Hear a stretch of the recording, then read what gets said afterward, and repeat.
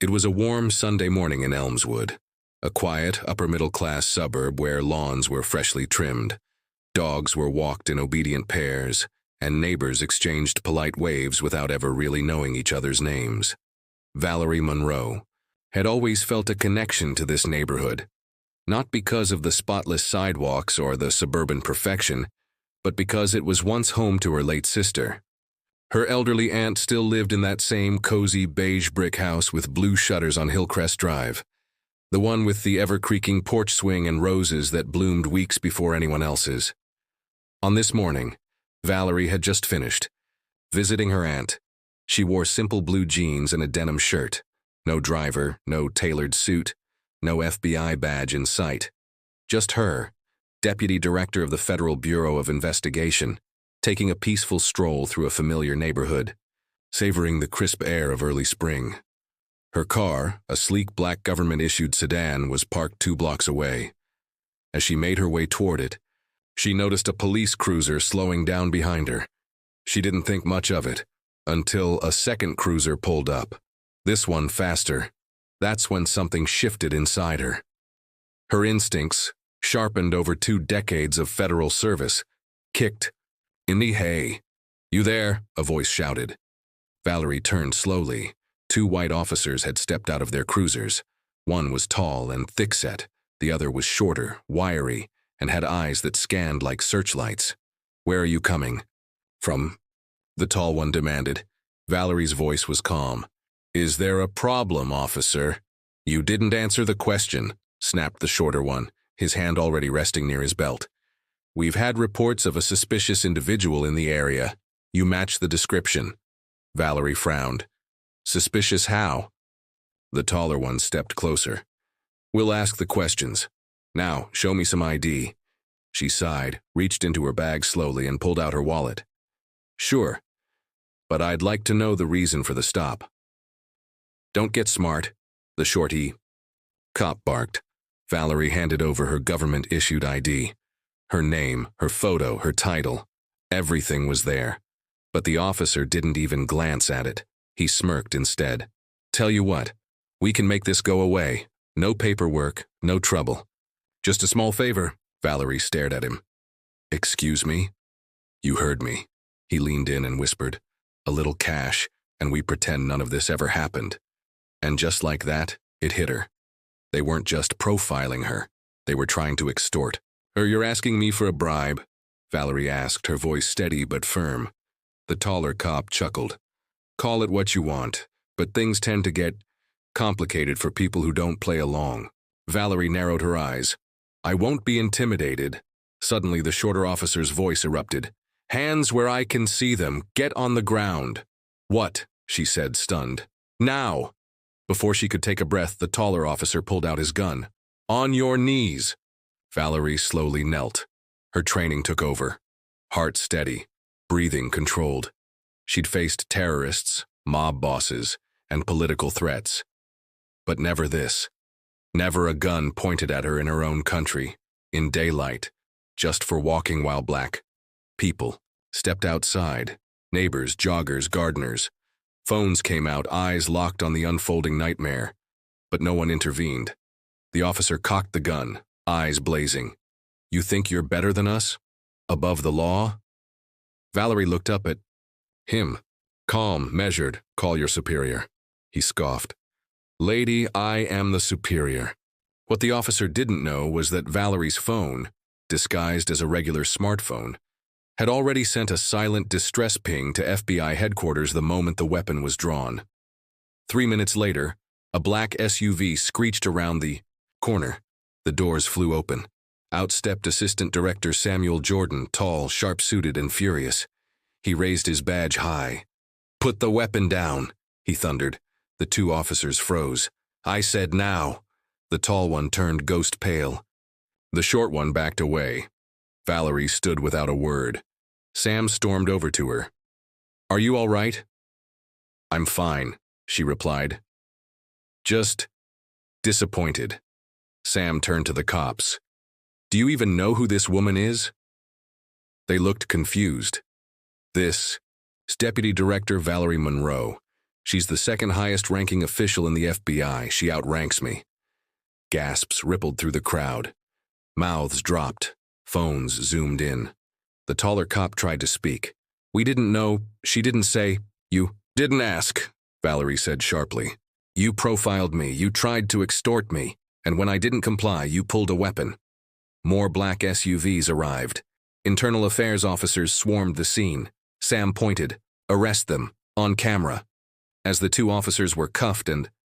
Read their rights, the taller one begged. Please, I have a family. Valerie stared at him.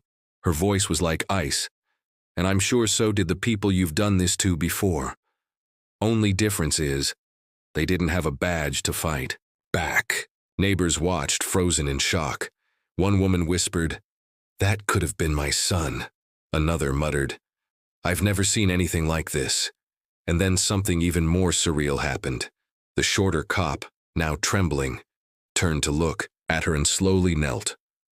Not out of apology, not out of respect, but out of fear. Fear of the truth. Fear of being exposed. Fear of finally being seen, not as a protector, but as a predator. Because for the first time, he realized the power he thought he held was nothing next to the truth. Valerie's knees were still on the ground. The hot cement burned her skin, but her eyes held a coldness, not born from training, but from a deep hunger for justice. Officer Cooper's hand was still on the trigger, but his finger was shaking.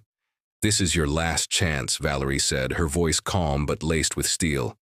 Laying a hand on me won't just be a mistake. It'll be a career-ending crime. Shut up, Cooper screamed. Who do you think you are? And then, suddenly, a voice called out from a nearby house. A child's voice. Mom! A little girl, maybe 8 years old, came running. Valerie's eyes welled up. It was her daughter, Amira. She had been staying with Valerie's cousin nearby, but as soon as she heard the shouting, she ran outside. Officer Cooper glanced at the girl, then back at Valerie. Is that your daughter? Valerie gave a slight nod. And right then, another SUV screeched to a halt on the road, this one with federal plates. 3 people stepped out, black suits, sunglasses, earpieces, Secret Service. And from the center emerged a woman, regal, commanding, Director General. Karen Fields, Officer Cooper, she thundered. Cooper instantly dropped the weapon like it had burned his hand. His face turned ghost white. Karen extended a hand toward Valerie. Ma'am, Deputy Director Monroe, please get up. Valerie exhaled slowly, brushed the dust off her jeans, and stood. Her daughter Amira wrapped herself around her in a tight embrace. Director Fields turned toward the officers, but her tone didn't soften. It was like ice cutting through steel. You are both hereby suspended, effective, immediately. Charges: extortion, racial profiling, threat with a deadly weapon, attempted coercion of a federal officer. Officer Cooper looked away, but the other officer, Reynolds, crumbled. He slowly fell to his knees. Kindly, ma'am. We didn't know who she was. Valerie stepped forward, pulled out her badge. United States Federal Bureau of Investigation, Deputy Director Valerie Monroe. She crouched slightly, locking eyes with Reynolds. You saw my skin, not my badge, not my rank, not my sacrifice, just my color. Reynolds trembled, placing a hand on the ground in shame. Ma'am, please. Then Valerie did something no officer expected. She brought her badge close to his face and said, You're not kneeling before me, you're kneeling before justice. And at that moment, every camera phone in the crowd caught it, and the world would never forget it. Within 24 hours, the video of Deputy Director Valerie Monroe was on every major news channel. CNN headline, FBI Deputy Director held at gunpoint by local police. Outrage sparks, nationwide response. Social media. Kneel for Valerie. FBI Deputy scandal. Justice for Monroe. The White House called for an emergency press conference, and Valerie remained silent. No tweets, no interviews. No outrage, just time with her daughter Amira, being a mother in the midst of a storm. But the system had been shaken awake. A week later, inside FBI headquarters, a high-level closed-door meeting took place. Top officials, Homeland Security, Department of Justice. Valerie stood before them and said only one line, "If I can be profiled on a sidewalk with this badge in my pocket, imagine what happens to those without one." The room went dead silent. Then she placed a thick black folder on the table. Operation Reset. It contained new reform policies, federal oversight, advanced police training modules, mandatory body cam activation, and racial sensitivity protocols. Valerie didn't just bring outrage, she brought a blueprint. The trial for officers Cooper and Reynolds began weeks later. Crowds gathered outside the courthouse. Media outlets provided live coverage. When the judge asked Valerie if she had any final words, she simply said, "Justice delayed is not always justice denied, but justice ignored is always justice destroyed." Officer Cooper was sentenced to 12 years in federal prison. Officer Reynolds pleaded guilty and received 6 years of probation, with mandatory service on the National Police Reform Panel. 1 year later, Valerie Monroe was named acting director of the FBI. She became the first black woman to ever hold the title, and in her inaugural speech, she said only one thing: "I wasn't given this role to look powerful.